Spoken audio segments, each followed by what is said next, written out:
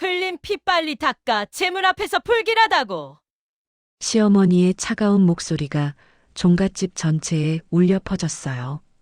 저는 바닥에 쓰러진 채로 손에서 흘러나오는 피를 바라봤어요. 항암 치료 부작용으로 갈라진 상처에서 계속 피가 나고 있었거든요. 쇼하지 마. 음식 버리면 어쩌라고. 그리고는 발로 제 옆구리를 찼어요. 친척들이 지켜보는 앞에서요. 종갓집 며느리가 이 정도도 못 버티면 어떡하나? 요즘 젊은 애들은 참을성이 없어. 수군거리는 목소리들이 칼날처럼 파고들었어요. 눈물이 흘러내렸지만 아무도 신경 쓰지 않았어요. 그들은 몰랐어요. 이 모든 게 단순한 전통이 아니라 계획된 괴롭힘이라는 걸요. 본격적인 이야기를 시작하기에 앞서 좋아요와 구독을 눌러주시면 저희 채널의 다양한 이야기들을 재밌게 들어보실 수 있습니다. 그럼 이야기 시작해 보겠습니다. 안녕하세요. 저는 서윤이에요.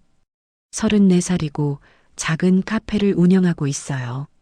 아니, 운영하고 있었다고 해야겠네요. 지금은 항암 치료 때문에 문을 닫은 지 2달째거든요. 새벽 5시에 울린 알람 소리에 눈을 뜨자마자 속이 울렁거렸어요. 항암 2차 치료를 받은 지 사흘째인데 몸이 아직 말을 듣지 않네요. 그런데 오늘은 꼭 일어나야 했어요. 시어머니께서 어제 전화로 말씀하셨거든요. 유나, 내일 새벽에 내려와. 조상제사 준비해야 하니까. 목소리만 들어도 거부할 수 없는 분위기였어요. 저희 시댁은 충북에 있는 150년 된 종갓집이에요. 시어머니 한정욱님은 68세인데 우리 집안은 대대로 며느리가 제사를 맡는다는 것이 철칙이라고 하세요. 거울 앞에 선 제 모습이 처참했어요. 항암 부작용으로 머리카락이 많이 빠져서 가발을 써야 하는데 오늘따라 더 어색해 보이네요. 얼굴도 부어 있고요. 그래도 어쩔 수 없죠. 며느리니까요. 여보, 괜찮아? 오늘은 쉬라고 할까? 남편 도연이가 걱정스러운 표정으로 말했어요. 공기업에 다니는 36살인 남편은 착하지만 어머니 앞에서는 한없이 작아지는 사람이에요. 아니야. 괜찮아. 어머니께서 오라고 하셨으니까 가야지. 사실 괜찮지 않았어요. 어제 항암 주사를 맞고 온 몸이 쑤시고 있었거든요. 그런데 시어머니께 아프다고 말하면 뭐라고 하실지 뻔해요. 그래도 며느리 노릇은 해야지라고 하실 거예요. 차 안에서 도연이가 조심스럽게 말했어요. 엄마한테 치료받고 있다고 다시 한번 말씀드릴까? 아니야. 괜히 더 신경 쓰게 하지 마. 실제로는 이미 말씀드렸어요. 그런데 시어머니 반응이 그래도 집안일은 해야지. 병이라고 며느리 도리를 안 할 수는 없잖아였거든요. 충북 시골길을 2시간 달려서 도착한 종갓집은 여전히 위압적이었어요. 미음자 형태의 큰 한옥에 마당도 넓고요. 대문 옆에는 충주 강씨 종택이라는 현판이 걸려 있어요. 왔구나. 현관에서 시어머니가 저희를 맞았어요. 키가 크고 허리가 곧은 분이에요. 한복을 단정하게 입고 계신 모습이 진짜 종갓집 안주인 같아요. 어머니, 안녕하세요. 응? 유나, 너 얼굴이 왜 이래? 부었네? 아, 조금 부었어요. 괜찮아요. 그래도 며느리가 이런 날 얼굴 관리를 해야지. 조상님들 앞에서 어떻게? 가슴이 답답했어요. 항암 부작용으로 부은 얼굴을 관리 안 한다고 하시니까요. 그런데 말대꾸할 수는 없잖아요. 유나야, 오늘 제사가 3개야. 고조할아버지, 증조할아버지, 할아버지 제사. 새벽 6시부터 시작이니까 바로 주방으로 와. 네, 어머니. 시어머니를 따라 주방으로 향하는 발걸음이 무거웠어요. 항암 후유증으로 다리에 힘이 없는데 하루 종일 서서 제사 준비를 해야 한다니요. 넓은 주방에는 이미 제사상에 올릴 음식 재료들이 준비되어 있었어요. 나물 12가지, 전 5가지, 탕 3가지, 밥과 국, 그리고 과일까지. 1년에 21번 제사를 지내는 집답게 규모가 달랐어요. 유나, 넌 며느리니까 우리 집 가르침을 제대로 받아야지. 제사상 차리는 법부터 시작해서 절하는 법까지 다 배워야 해. 시어머니가 앞치마를 건네주면서 말씀하셨어요. 목소리에는 타협의 여지가 없었어요. 네, 어머니. 잘 배우겠습니다. 앞치마를 두르면서 한숨이 나왔어요. 항암 치료로 면역력이 떨어진 상태에서 하루 종일 주방 일을 해야 하다니요. 그런데 이 집에서는 며느리라는 이유만으로 당연한 일이에요. 부엌 창문 너머로 보이는 마당에는 시댁 가족들이 모이기 시작했어요. 시아버지, 시삼촌, 그리고 시숙들까지. 모두 남자들은 거실에 앉아서 차를 마시고 있었어요. 여자는 저 혼자 주방에서 일하고 있고요. 유나야, 나물 무치는 거부터 시작해. 우리 집 나물 무치는 법이 있어. 정갈하게 해야 조상님들이 좋아하시거든. 네, 어머니. 시금치를 무치면서 눈물이 날 뻔했어요. 손에 힘이 없어서 나물을 짜는 것도 힘들었거든요. 그런데 약한 모습을 보일 수는 없어요. 시어머니께서 며느리가 이것도 못하나 하실 테니까요. 벌써 1시간째 서서 일하고 있는데 다리가 후들후들했어요. 항암 치료받기 전에도 힘들었을 일인데 지금은 정말 견디기 어려웠어요. 어머니, 잠깐 앉아서 쉬어도 될까요? 아이고, 이제 시작인데 벌써 힘들어? 예전 며느리들은 이보다 훨씬 힘든 일도 했어. 넌 요즘 세대라서 그래. 가슴이 막막했어요. 제가 아픈 것도 모르고 아니 알면서도 이렇게 말씀하시니까요. 시계를 보니 아직 새벽 6시였어요. 첫 번째 제사까지 시간이 남았는데 벌써 이렇게 힘든데 오늘 하루를 어떻게 버텨야 할지 막막했어요. 그때 주방 문 너머로 들려오는 시댁 식구들의 웃음소리가 더욱 서글펐어요. 모두 편하게 앉아서 이야기하고 있는데 저만 혼자 주방에서 일하고 있으니까요. 항암 치료를 받고 있는 며느리에게 이렇게 하는 것이 과연 맞는 걸까요? 그런 생각이 들면서도 한편으로는 제가 너무 나약한 건 아닌가 싶기도 했어요. 정말 예전 며느리들은 다 이렇게 살았을 테니까요. 그런데 지금은 2024년이잖아요. 항암 중인 며느리에게도 이런 일을 시키는 것이 당연한 일일까요? 마음속으로 자꾸 이런 생각이 들었지만 목소리로 내뱉을 수는 없었어요. 첫 번째 제사 준비가 본격적으로 시작되자 제 몸은 더욱 말을 듣지 않았어요. 항암 치료 부작용으로 손끝이 갈라져서 물에 닿기만 해도 따가웠거든요. 그런데 나물을 씻고 전을 부쳐야 하니까 어쩔 수 없이 참아야 했어요. 유나야, 전부터 부쳐. 고조 할아버지 제사상에 올릴 거니까 정성스럽게 해야 해. 시어머니가 밀가루와 계란을 가리키며 말씀하셨어요. 평소 같았다면 쉬운 일인데 지금은 손을 쥐기만 해도 아팠어요. 계란을 깨려고 그릇 가장자리에 톡 치는 순간 손끝이 더 갈라졌어요. 작은 상처에서 피가 스며 나오기 시작했죠. 항암 치료를 받으면 혈소판 수치가 떨어져서 상처가 잘 낫지 않는다고 의사 선생님이 말씀하셨는데 정말 그런 것 같았어요. 어머님, 오늘만 좀 쉬면 안 될까요? 손이 조심스럽게 말을 꺼냈어요. 갈라진 손끝을 보여드리면서요. 시어머니가 잠깐 제 손을 보시더니 한숨을 쉬셨어요. 우리 때는 애 낳고 하루 만에 제사상 올렸어. 며느리는 배워야지. 그 정도 가지고 어떡해. 목소리에 짜증이 섞여 있었어요. 제가 너무 약하다는 뜻인 것 같았죠. 네, 죄송합니다. 더 이상 말할 수 없었어요. 항암 중이라는 것을 알고 계시면서도 이렇게 말씀하시니까 어떻게 반박할 수 있겠어요. 밀가루 반죽을 하는데 계속 구역질이 올라왔어요. 항암 부작용 중에서 가장 견디기 힘든 게 이 메스꺼움이었거든요. 냄새에도 민감해져서 기름 냄새만 맡아도 속이 뒤집어졌어요. 그런데 전을 부치려면 기름을 써야 하잖아요. 팬에 기름을 두르고 불을 켜자마자 구역질이 밀려왔어요. 급하게 입을 막았지만 소용없었어요. 유나야, 왜 그래? 설마 토하는 거 아니지? 시어머니가 의심스러운 눈빛으로 저를 보셨어요. 아니에요. 괜찮아요. 거짓말이었어요. 토할 것 같아서 목구멍까지 올라왔는데 꼭 참고 있었거든요. 전 반죽을 한 국자 떠서 팬에 올리려는데 손에서 피가 나와서 반죽에 떨어졌어요.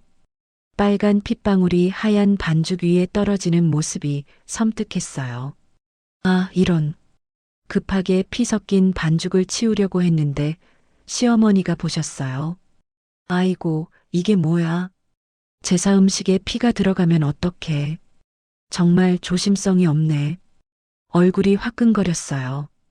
일부러 그런 게 아닌데 마치 제가 잘못한 것처럼 말씀하시니까요. 새 반죽을 만들면서 손을 물에 헹궜는데 차가운 물이 갈라진 상처에 닿아서 더 아팠어요. 그래도 참아야 했어요. 오늘 하루만 버티면 되니까요. 그런데 문제는 여기서 끝나지 않았어요. 거실에서 들려오는 친척들 목소리가 점점 커졌거든요. 요즘 며느리들은 참 나약해. 우리 때는 이 정도 일은 아무것도 아니었는데. 그러게 말이야. 종갓집 며느리가 이 정도도 못 버티면 어떡하나? 시어머니가 너무 살갑게 해주셔서 그런 거 아닐까? 좀 더 엄하게 가르치셔야지. 주방 문이 살짝 열려 있어서 다 들렸어요. 제 이야기를 하고 있다는 걸 알 수 있었죠. 가슴이 답답하고 화가 났어요. 제가 아픈 것도 모르면서 왜 이런 말을 하시는 거죠? 시어머니도 그 소리를 들으셨는지 제게 더 차갑게 대하기 시작하셨어요. 유나야, 전 좀 더 바삭하게 부쳐야지. 이렇게 하면 조상님들이 싫어하셔. 사실 평소보다 더 잘 부친 것 같은데도 계속 지적하셨어요. 아마 친척들 앞에서 체면이 서지 않아서 그러신 것 같았어요. 두 번째 전을 부치는데 또 손에서 피가 났어요. 이번에는 더 많이 났어서 반죽볼에 떨어뜨릴 뻔했어요. 급하게 손을 빼서 다행히 음식에는 떨어뜨리지 않았지만 바닥에 핏방울이 떨어졌어요. 어머님, 반창고 좀. 아이고, 정말. 며느리가 이렇게 허약하면 어떡해. 반창고 주방 서랍에 있으니까 알아서 붙여. 시어머니가 한숨을 쉬며 말씀하셨어요. 목소리에서 실망감이 느껴졌어요. 서랍에서 반창고를 찾아서 상처에 붙였는데 물을 계속 만져야 하니까 금방 떨어질 것 같았어요. 그래도 없는 것보다는 나았죠. 그런데 반창고를 붙이고 있는 저를 보시던 시어머니가 갑자기 말씀하셨어요. 유나야, 혹시 몸이 많이 안 좋은 거야? 얼굴도 이상하고 손도 이렇게 갈라지고. 순간 가슴이 뛰었어요. 항암 치료받고 있다는 걸 다시 말씀드려야 하나 싶었거든요. 그런데 이미 말씀드렸는데도 이렇게 일을 시키시니까 다시 말해도 소용없을 것 같았어요. 괜찮아요, 어머님. 요즘 피부가 좀 건조해서 그런 것 같아요. 또 거짓말을 했어요. 정말 괜찮지 않은데 괜찮다고 해야 했어요.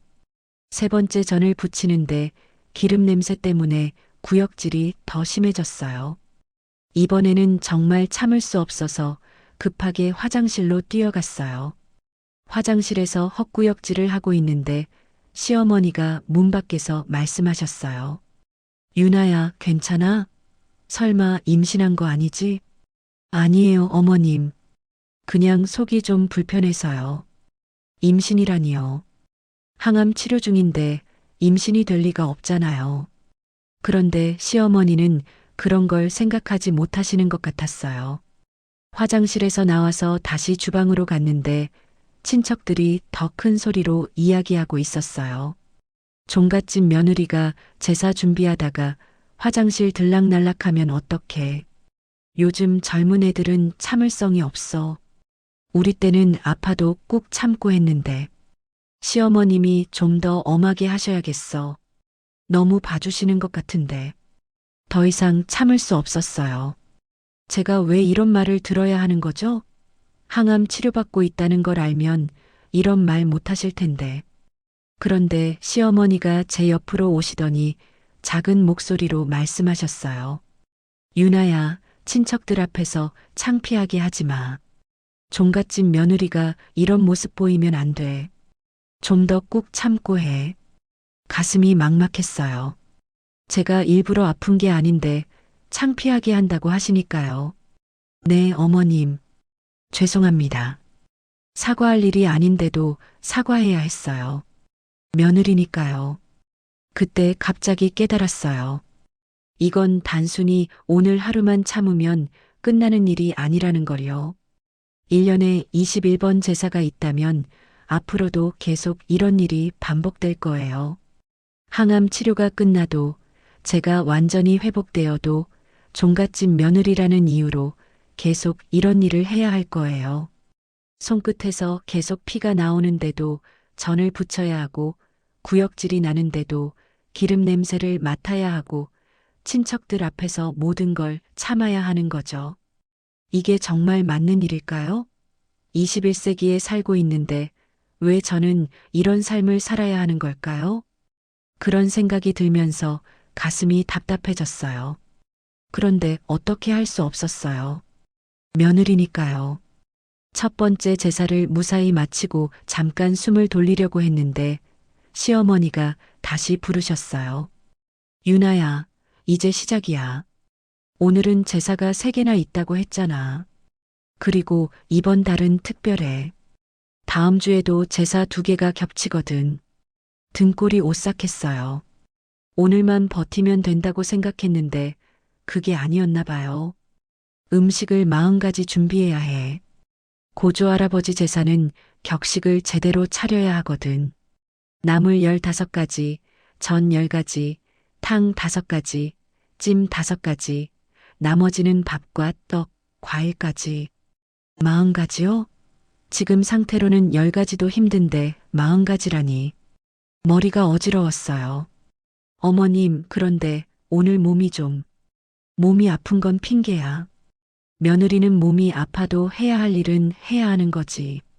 우리 할머니 때는 몸살 나면서도 제사상 차렸어. 시어머니의 목소리에는 타협의 여지가 없었어요. 40가지 음식을 혼자서 다 준비하라는 거였죠. 주방으로 돌아가서 준비해야 할 음식 목록을 보니 절망적이었어요.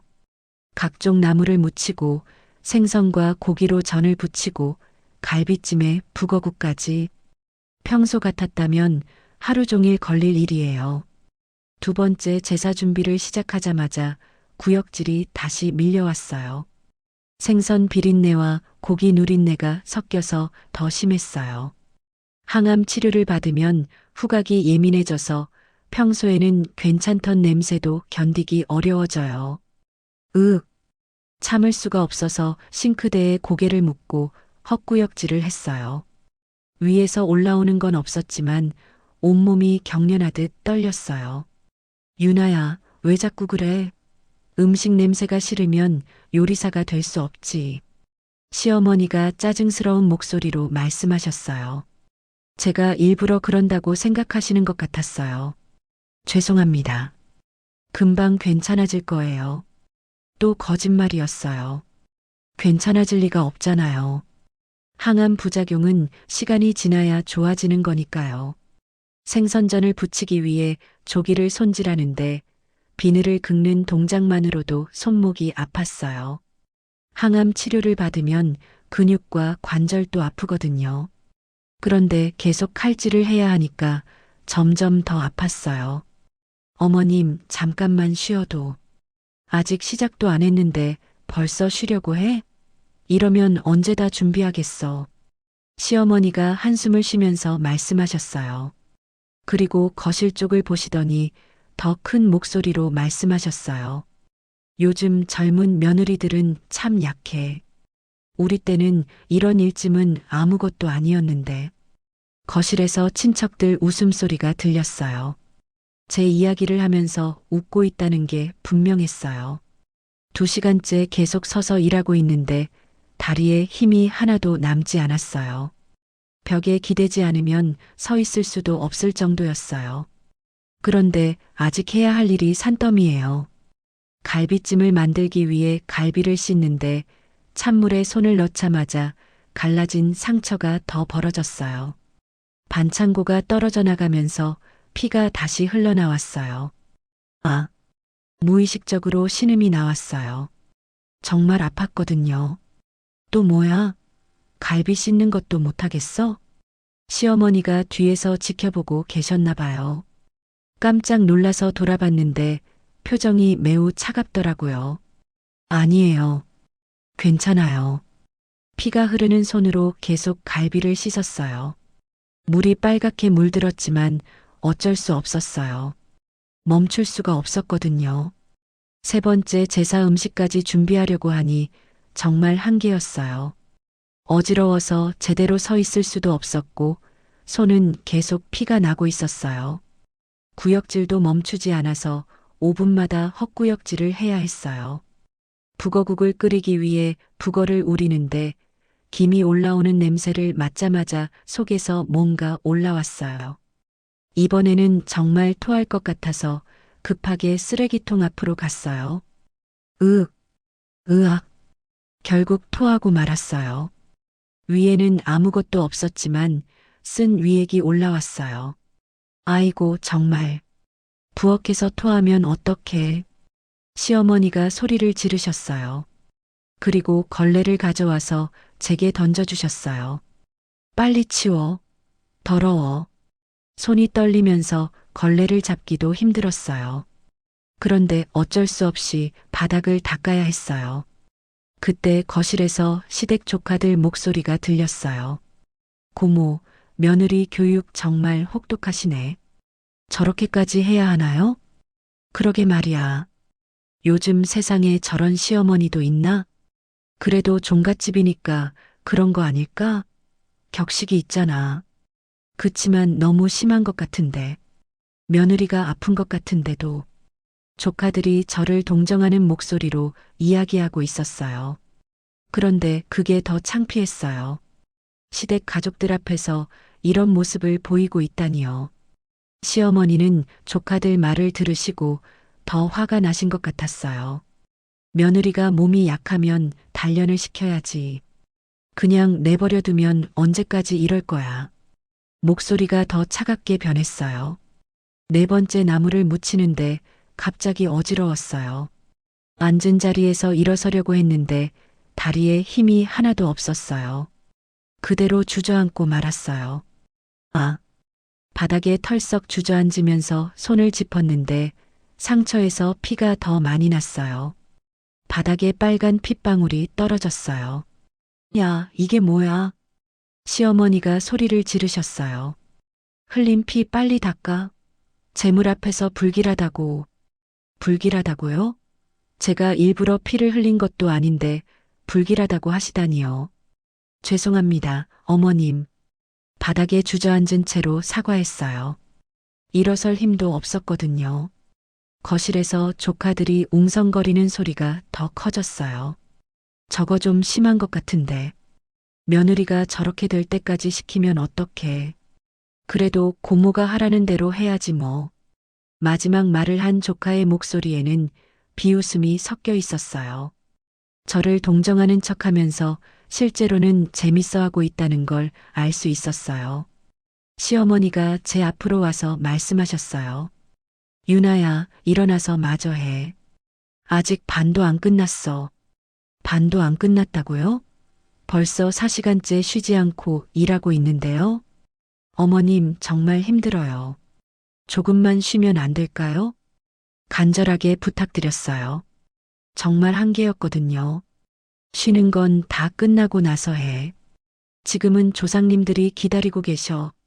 조상님들요? 조상님들이 정말 아픈 며느리를 이렇게 괴롭히기를 원하실까요? 그런 생각이 들었지만 말로 하지는 못했어요. 그랬다가는 더 큰 문제가 될 것 같았거든요. 바닥에서 일어나려고 했는데 정말 힘들었어요. 벽을 짚고 겨우 일어서서 다시 일을 시작했어요. 손에서는 계속 피가 나고 있었지만 멈출 수 없었어요. 이제 깨달았어요. 이게 제 앞으로의 삶이라는 걸요. 1년에 21번, 이런 지옥 같은 시간을 보내야 한다는 걸요. 과연 제가 이걸 계속 견딜 수 있을까요? 항암 치료도 받아야 하는데 이런 일까지 해야 한다니요. 어둠 속에서 혼자 서 있는 기분이었어요. 아무도 제 편이 되어주지 않는 것 같았거든요. 이틀째 밤이 되었어요. 어제 첫 번째 제사를 끝내고도 시어머니는 내일 제사 준비를 미리 하라고 하셨어요. 밤 12시가 넘어서야 겨우 잠자리에 들 수 있었는데 새벽 4시에 다시 깨워서 부엌으로 보내셨죠. 유나야, 오늘은 어제보다 더 중요한 제사야. 증조할아버지 제사니까 음식을 더 정성스럽게 해야 해. 눈이 제대로 떠지지도 않는 상태였어요. 이틀 동안 제대로 잠을 못 자서 몸이 휘청거렸어요. 항암 치료를 받으면 충분한 휴식이 필요한데 지금은 그 반대로 살고 있었어요. 손 상처는 더 심해졌어요. 어제 반창고를 붙였지만 계속 물을 만져야 해서 소용없었죠. 상처가 덧나면서 손가락 끝이 퉁퉁 부어 올랐어요. 오늘은 전을 20가지 붙여야 해. 고기전, 생선전, 야채전 다 해야 하거든. 20가지요? 어제 10가지도 힘들었는데 20가지라니요. 그것도 이 상태로요? 어머님, 손이 너무 아픈데 병원에 좀. 병원은 무슨 병원이야? 그까짓 상처 가지고 요오드나 발라두면 돼. 시어머니가 차갑게 말씀하시면서 요오드를 가져다 주셨어요. 상처에 요오드를 바르자 화끈거렸지만 참아야 했어요. 전 반죽을 하려고 밀가루에 물을 넣는데 손에 힘이 하나도 없었어요. 젓가락으로 휘저어도 반죽이 제대로 안 됐어요. 몸이 너무 지쳐서 간단한 동작도 힘들었거든요. 첫 번째 전을 부치려고 팬 앞에 섰는데 갑자기 어지러웠어요. 시야가 흐릿해지면서 앞이 잘 안 보였어요. 유나야, 왜 멈춰서 있어? 빨리 해. 시어머니의 목소리가 멀리서 들리는 것 같았어요. 머리가 핑핑 돌면서 균형을 잡기 어려웠어요. 국자로 반죽을 떠서 팬에 올리려고 했는데 손이 떨려서 반죽이 팬 밖으로 떨어졌어요. 아이고, 이게 뭐야? 조심해서 해야지. 시어머니가 짜증을 내셨지만 제대로 들리지 않았어요. 귀에서 윙윙거리는 소리만 났어요. 두 번째 전을 부치려고 하는데 정말 한계였어요. 다리가 후들후들 떨리면서 서 있기도 힘들었어요. 그런데 멈출 수 없었어요. 아직 해야 할 일이 너무 많았거든요. 기름에서 나는 연기 때문에 또 구역질이 올라왔어요. 항암 부작용이 심해져서 냄새만 맡아도 속이 뒤집어졌어요. 참으려고 했는데 안 됐어요. 급하게 싱크대로 가려고 발을 옮기는 순간이었어요. 앞이 깜깜해지면서 의식이 날아갔어요. 다음에 정신을 차렸을 때는 바닥에 쓰러져 있었어요. 차가운 타일 바닥이 얼굴에 닿아 있었죠. 머리가 깨질 것처럼 아팠어요. 쇼하지 마. 시어머니의 고함 소리에 정신이 들었어요. 쇼라니요? 제가 일부러 쓰러진다고 생각하시는 건가요? 음식 버리면 어쩌라고. 빨리 일어나. 일어나려고 했는데 몸에 힘이 하나도 없었어요. 팔로 바닥을 짚으려고 해도 손목에 힘이 들어가지 않았어요. 그런데 갑자기 옆구리에 뭔가 닿았어요. 시어머니가 발로 제 옆구리를 찬 거였어요. 빨리 일어나라고. 충격이었어요. 발로 차시다니요. 아픈 며느리를 발로 차는 시어머니가 있을까요? 어머님, 정말 아파요. 간신히 입을 열었지만 목소리가 제대로 나오지 않았어요. 아프면 집에 가 있지 왜 여기 와서 쇼를 해? 쇼가 아니라고 말하고 싶었지만 말할 힘도 없었어요.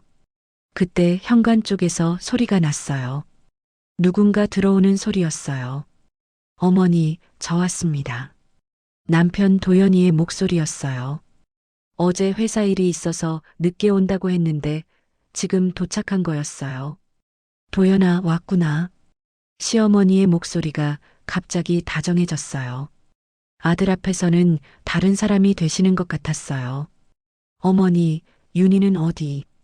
도연이가 주방으로 오는 소리가 들렸어요. 그리고 문을 열자마자 멈췄어요. 윤아, 왜 이렇게? 도연이가 놀라서 제게 달려왔어요. 제가 바닥에 쓰러져 있는 모습을 보고 충격을 받은 것 같았어요. 어머니, 윤희가 왜 이래요?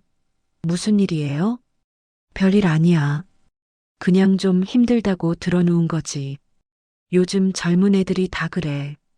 드러누웠다고요? 제가 일부러 쓰러진 게 아닌데요. 도연이가 제 손을 보더니 얼굴이 하얗게 변했어요. 손가락이 퉁퉁 부어올라 있고 상처에서 피가 나고 있는 모습을 본 거죠. 윤아, 손이 왜 이래? 이게 뭐야? 도연이의 목소리에 당황함이 섞여 있었어요. 괜찮아. 그냥 조금 다쳤어. 거짓말이었지만 어쩔 수 없었어요. 시어머니 앞에서 남편에게 하소연할 수는 없잖아요. 뭐가 괜찮아? 이렇게 부어올랐는데. 어머니, 병원에 데려가야겠어요. 도연이가 시어머니께 말씀드렸어요. 그런데 시어머니는 화를 내셨어요. 병원은 무슨 병원이야? 넌 회사가, 며느리 일은 며느리가 하는 거야. 목소리가 차갑게 변했어요. 어머니, 그래도 윤희가 이 정도로 아픈데. 아픈 건 핑계고 며느리 노릇하기 싫어서 꾀병 부리는 거지. 넌 상관하지 마. 꾀병이라고요? 항암 치료받는 것도 꾀병인가요? 도연이가 제 얼굴을 자세히 보더니 깜짝 놀랐어요. 울음이 섞인 제 얼굴을 보고 뭔가 느낀 것 같았어요. 윤아, 정말 괜찮아? 괜찮지 않다고 말하고 싶었어요. 정말 힘들다고, 더 이상 견딜 수 없다고 말하고 싶었어요. 그런데 시어머니가 지켜보고 계셔서 할 수 없었어요. 응, 괜찮아. 또 거짓말을 했어요. 눈물이 날 것 같았지만 참았어요. 도연이는 제 모습을 보고 뭔가 이상하다는 걸 느낀 것 같았어요. 평소 건강했던 제가 이렇게 야위고 상처투성이가 되어 있으니까요. 어머니, 윤희 치료받고 있는 거 아시죠? 항암 치료 말이에요. 도연이가 조심스럽게 말했어요. 알고 있어. 그렇다고 며느리 일을 안 할 수는 없잖아. 병이라고 집안일 다 팽개칠 거야? 차가운 대답이었어요. 항암 환자라는 걸 알고도 이렇게 일을 시키신 거였어요. 그 순간 깨달았어요. 시어머니는 제가 얼마나 아픈지 상관없으시다는 걸요. 며느리는 아파도 일해야 한다고 생각하시는 거였어요. 도연이도 충격을 받은 것 같았어요. 어머니가 아픈 며느리에게 이렇게 할 줄은 몰랐나 봐요. 바닥에 쓰러진 채로 이 모든 상황을 지켜보면서 생각했어요. 이게 정말 제가 살아야 할 삶인가요? 치료받으면서도 이런 일을 계속 해야 하는 건가요? 아니에요. 더 이상은 안 되겠어요. 눈물이 흘러내렸지만 이번에는 슬픔 때문이 아니었어요. 분노 때문이었어요. 그리고 결심했어요. 다시 일어서겠다고. 이런 식으로는 안 되겠다고. 제 눈빛이 바뀌었다는 걸 스스로도 느낄 수 있었어요. 도연이가 저를 객실로 옮겨준 후에야 제대로 숨을 쉴 수 있었어요. 시어머니는 쓸데없이 호들갑 떤다며 혀를 찼지만 더 이상 막지는 않으셨어요. 침대에 누워서 도연이를 바라보니 얼굴이 창백했어요. 제 손을 보면서 계속 한숨을 쉬고 있었죠. 윤아, 정말 괜찮아? 응, 이제 좀 나아졌어. 거짓말이었지만 도연이를 더 걱정시킬 수는 없었어요. 그런데 도연이는 뭔가 더 알고 싶어 하는 것 같았어요. 어머니가 원래 이렇게 하셨어? 조심스럽게 묻는 도연이를 보니 마음이 복잡했어요. 남편이지만 시어머니와 제 사이에서 어떤 편을 들어야 할지 모르는 것 같았거든요. 도연아, 사실 말해야 할 게 있어. 더 이상 숨길 수 없었어요. 이렇게 계속 지내다가는 정말 큰일이 날 것 같았거든요. 나 사실 항암 때문에 면역이 거의 없어. 의사 선생님도 무리하지 말라고 했어. 근데 어머님이 알면 더 심하게 할까봐 말 못했어. 도연이의 표정이 굳어졌어요. 제가 얼마나 위험한 상태인지 처음 제대로 알게 된 것 같았어요. 면역이 없다고? 그럼 이렇게 일하면 안 되는 거잖아. 알아. 그런데 어쩔 수 없었어. 어머님이 며느리 돌이라고 하시니까. 도연이가 머리를 감싸쥐었어요. 자기 어머니가 며느리를 이렇게 대했다는 사실을 받아들이기 힘든 것 같았어요. 그때 제 휴대폰이 울렸어요. 아버지의 전화였죠. 여보세요, 아버지. 유나, 지금 어디야? 목소리가 왜 그래? 아버지는 항상 제 목소리만 들어도 상태를 알아채세요. 어릴 때부터 그러셨거든요. 시댁에 내려와 있어요. 괜찮아요. 시댁? 너 몸 상태로 무슨 시댁이야? 당장 올라와. 아버지의 목소리에 걱정이 가득했어요. 아버지, 그게 제사 때문에 와야 했어요. 제사? 항암 환자 보고 제사 준비하라고? 이상하다 싶었어. 유나야, 내가 모르는 게 있어. 갑자기 아버지 목소리가 진지해졌어요. 사실, 너 시댁 종중 재산, 너도 지분 있다. 결혼하면서 자동으로 생긴 거야. 그런데 내 시어머니는 이걸 다 자기 아들 명의로 돌리려고 하고 있어. 순간 귀를 의심했어요. 종중 재산에 제가 지분이 있다고요? 내가 아프니까 종중일에 참여 못한다고 핑계대면서 지분을 넘기게 하려는 거야. 그래서 고의로 너를 부려먹는 거지.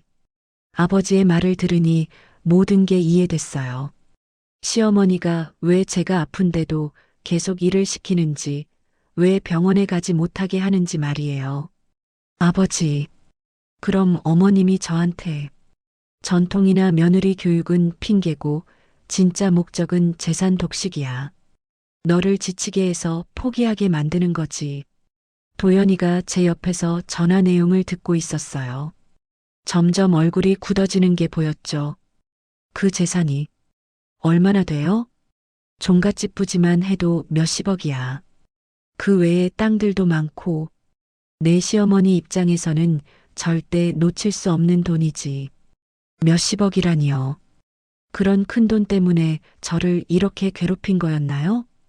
유나, 너 지금 당장 올라와. 변호사와 상의해야 해. 전화를 끊고 나니 도연이가 창백한 얼굴로 저를 보고 있었어요. 유나, 정말이야? 우리 어머니가 재산 때문에. 나도 지금 알았어. 그런데 생각해보니 이상했어. 다른 종갓집들은 요즘 이렇게 안 한다고 하던데. 도연이가 양손으로 얼굴을 가렸어요. 자기 어머니의 진짜 모습을 알게 된 충격 때문인 것 같았어요. 그럼 21번 제사도 아마 저를 지치게 하려는 계획이었을 거예요. 매번 이렇게 혹독하게 일시키면 언젠가는 포기하고 도망가거나 아니면 건강이 더 나빠져서 종중일에 참여할 수 없게 되겠죠. 그러면 자연스럽게 지분을 포기하게 되고요. 도연이가 주먹을 꽉 쥐었어요. 어머니가 어떻게 이런 일을. 나는 정말 몰랐어, 유나. 나도 알 수 없었어. 시어머니가 전통을 중시하는 분인 줄로만 알았는데. 하지만 이제 모든 게 명확해졌어요. 시어머니의 차가운 태도, 무리한 일 시키기, 병원 가는 것 막기, 모든 게 계획적이었던 거예요. 창문 너머로 보이는 종갓집 마당이 다르게 보였어요. 몇십억 가치의 땅이라고 하니 새삼 크게 느껴지더라고요. 도연아, 그럼 우리 어떻게 해야 할까? 일단 서울로 올라가자. 아버님 말씀대로 변호사와 상의해야겠어. 그때 방문 밖에서 시어머니 목소리가 들렸어요. 도연아, 뭐 하고 있어? 윤희는 괜찮아졌으면 나와서 일마저 해야지. 아직도 일을 더 하라고 하시는 거였어요. 제가 쓰러진 지 1시간도 안 됐는데 말이에요. 도연이가 문 쪽을 보더니 제게 작은 목소리로 말했어요. 윤아, 더 이상 참지 마. 우리가 당하고만 있을 필요 없어. 네, 이제는 정말 변해야 할 때인 것 같아요. 건강도 지켜야 하고 정당한 권리도 찾아야 하고요. 진실을 알고 나니 앞으로 어떻게 해야 할지 길이 보이는 것 같았어요. 도연이가 방에서 나가는 발걸음이 평소와 달랐어요. 무겁고 단호한 소리였죠. 저는 침대에서 일어나 문틈으로 상황을 지켜봤어요. 도연이가 부엌으로 들어가자 시어머니가 반가운 표정으로 말씀하셨어요. 도연아, 와서 좀 도와줘. 윤희가 이 모양이니까 제사 준비가 늦어졌네. 그런데 도연이는 대답하지 않았어요. 대신 제사상을 바라보고 있었죠. 정성스럽게 차려진 음식들, 그 뒤에 숨겨진 진실을 알고 난 후의 시선이었어요. 어머니, 도연이의 목소리가 낮았어요. 평소보다 훨씬 차가웠죠. 왜? 뭔 일이야? 시어머니가 이상함을 눈치채신 것 같았어요. 그때 도연이가 갑자기 제사상 앞으로 가더니 상 전체를 한 번에 뒤엎었어요. 쾅! 그릇들이 바닥에 떨어지면서 깨지는 소리가 집 전체에 울려 퍼졌어요. 정성스럽게 준비한 전들과 나물들이 바닥에 흩어졌죠. 미쳤어? 종갓집 체면이. 시어머니가 소리를 지르려다 멈췄어요. 도연이의 눈빛이 너무 무서웠거든요. 체면? 내 아내가 죽을 수도 있었어. 전통이 아니라 학대야. 도연이가 목소리를 높였어요. 평생 어머니 앞에서 이런 적이 없던 아들이 완전히 변해 있었어요. 거실에서 친척들이 소란을 듣고 몰려왔어요. 종갓집에서 이런 일이 벌어지다니 모두 충격을 받은 표정이었죠. 도연아, 너 정신 차려. 조상님 앞에서 이게 뭐야? 시삼촌이 화를 내며 말했어요. 조상님? 조상님이 아픈 며느리를 괴롭히라고 하셨을까요? 도연이가 시삼촌을 똑바로 쳐다보며 말했어요. 너 지금 뭔 소리 하는 거야? 며느리가 제사 준비하는 건 당연한 거 아니야? 당연한 게 아니에요. 특히 항암 환자한테는요. 친척들 사이에서 웅성거리는 소리가 들렸어요. 제가 항암 환자라는 걸 처음 아는 분들이 많았거든요. 항암 환자? 그럼 왜 진작 말하지 않았어? 말했어요. 어머니한테 분명히 말씀드렸는데도 계속 일을 시키셨거든요. 시어머니의 얼굴이 창백해졌어요. 친척들 앞에서 이런 얘기가 나올 줄 몰랐나 봐요. 그래도 며느리 도리는 해야지. 며느리 도리요? 이틀 밤을 못 자게 하고 손에서 피가 나는데도 계속 일 시키는 게 며느리 도리예요? 도연이가 휴대폰을 꺼냈어요. 그리고 뭔가를 재생했죠. 흘린 피 빨리 닦아. 재물 앞에서 불길하다고. 시어머니의 목소리가 휴대폰에서 흘러나왔어요. 제가 바닥에 쓰러져서 피를 흘렸을 때 하신 말씀이었죠. 쇼하지 마. 음식 버리면 어쩌라고. 그 다음에는 시어머니가 저를 발로 찬 장면의 동영상이 재생됐어요. 도연이가 언제 찍었는지 몰랐는데 모든 걸 기록해뒀나 봐요. 친척들의 표정이 점점 굳어졌어요. 시어머니가 며느리를 발로 차는 모습을 보니 충격을 받은 것 같았어요. 이게 정말이야? 시숙모가 믿을 수 없다는 표정으로 말했어요. 정옥 씨, 이건 좀 심한 것 같은데요. 다른 친척분도 시어머니를 보며 말했어요. 이제 분위기가 완전히 바뀌었어요. 아니야, 이건 잘못 찍힌 거야. 나는 그냥.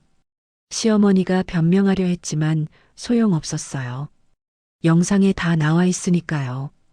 도연이가 또 다른 녹음을 재생했어요. 우리 때는 애 낳고 하루 만에 제사상 올렸어. 며느리는 배워야지. 병원은 무슨 병원이야. 그까짓 상처 가지고. 그래도 며느리가 이것도 못하나.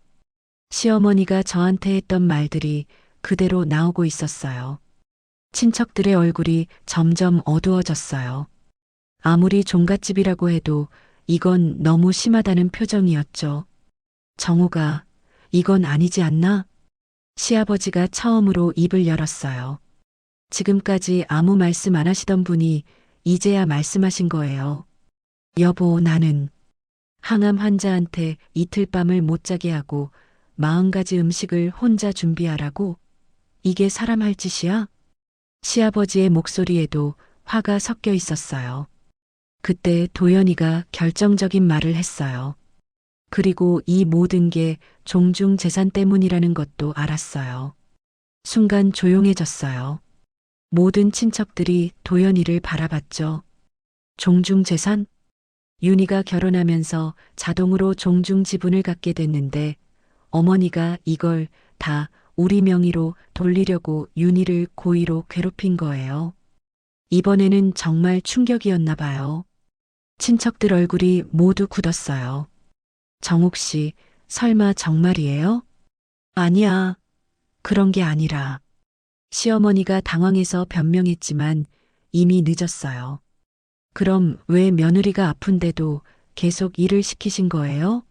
지치게 해서 포기하게 만들려고 하신 거죠? 도연이의 말이 전곡을 찔렀나 봐요.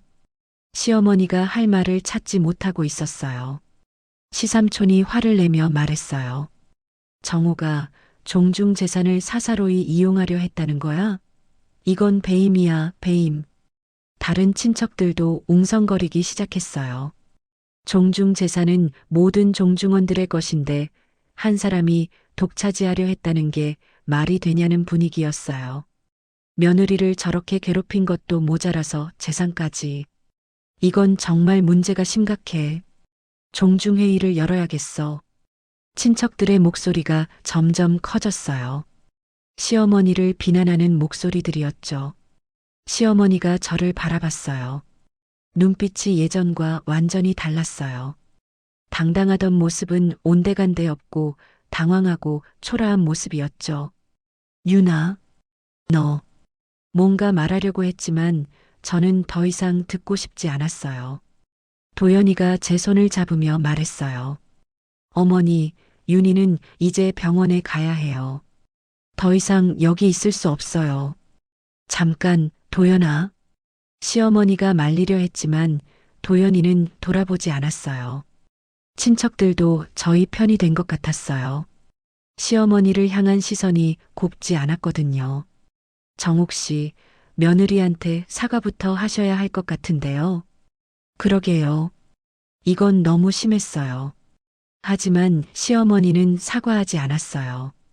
대신 화가 난 표정으로 저희를 바라보고 있었죠.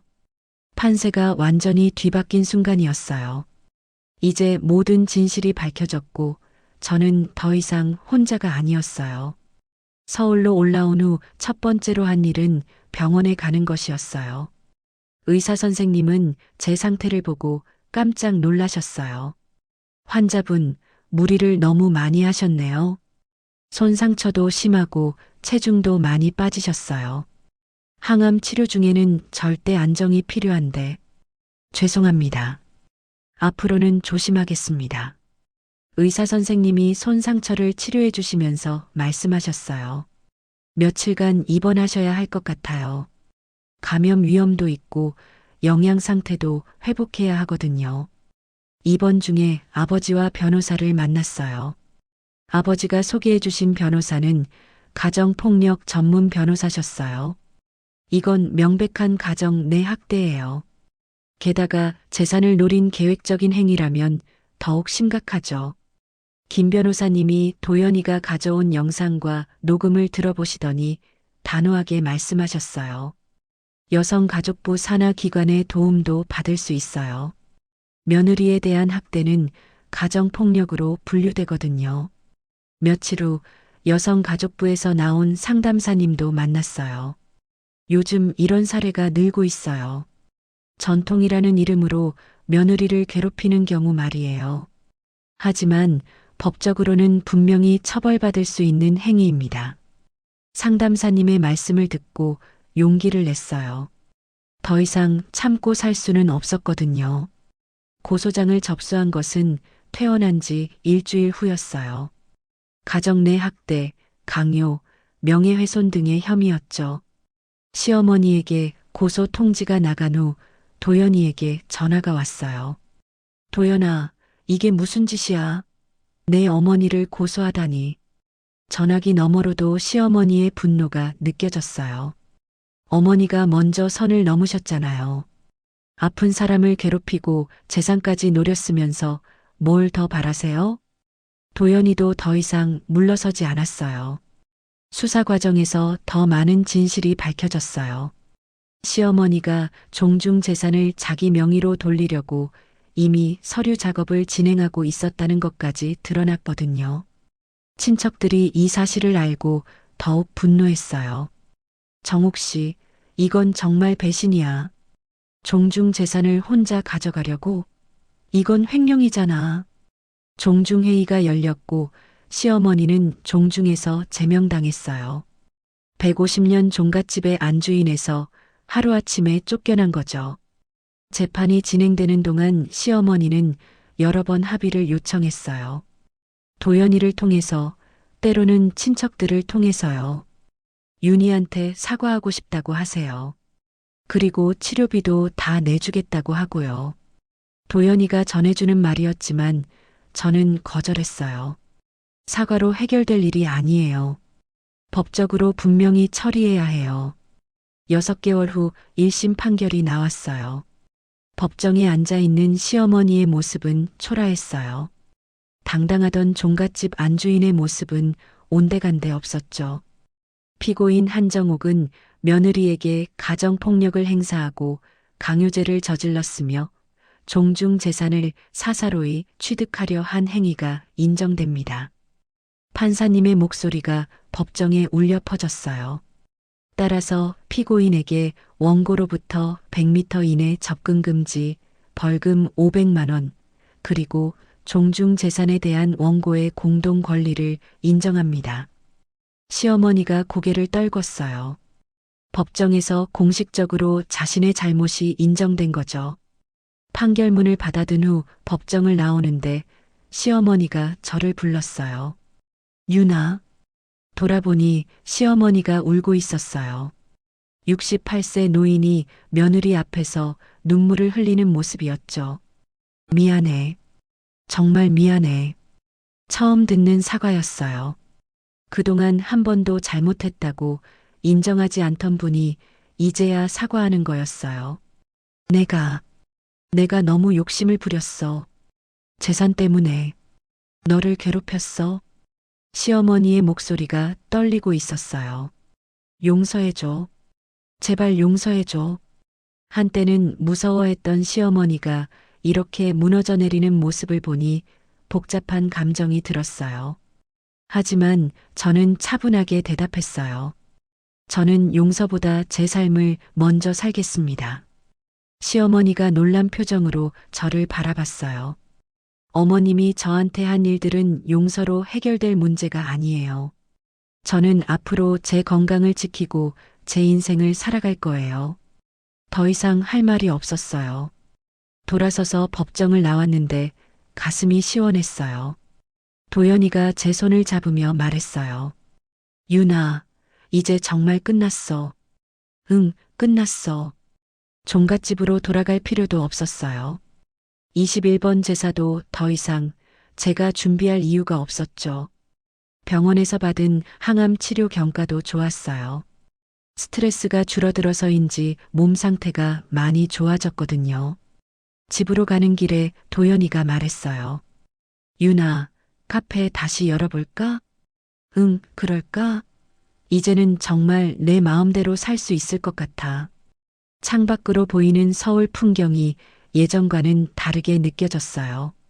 더 이상 누군가의 눈치를 보며 살지 않아도 되니까요.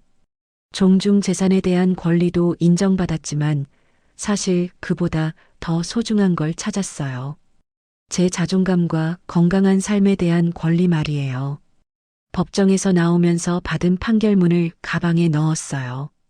이제 이 서류는 제가 다시는 그런 일을 당하지 않을 거라는 증명서가 될 거예요. 앞으로는 정말 제 삶을 살 수 있을 것 같았어요. 아프면 쉴 수 있고, 하고 싶은 일을 할 수 있고, 누군가의 눈치를 보지 않아도 되는 그런 삶 말이에요. 시어머니의 마지막 모습이 떠올랐지만 동정하지는 않았어요. 자신이 한 일에 대한 대가를 받는 것은 당연한 일이니까요. 그날 밤 집에서 도연이와 함께 저녁을 먹으면서 생각했어요. 이제 정말 새로운 시작이라고요. 그럼 오늘 이야기는 여기까지입니다. 영상을 시청해주신 모든 분들 고맙습니다. 구독과 좋아요 부탁드립니다. 감사합니다.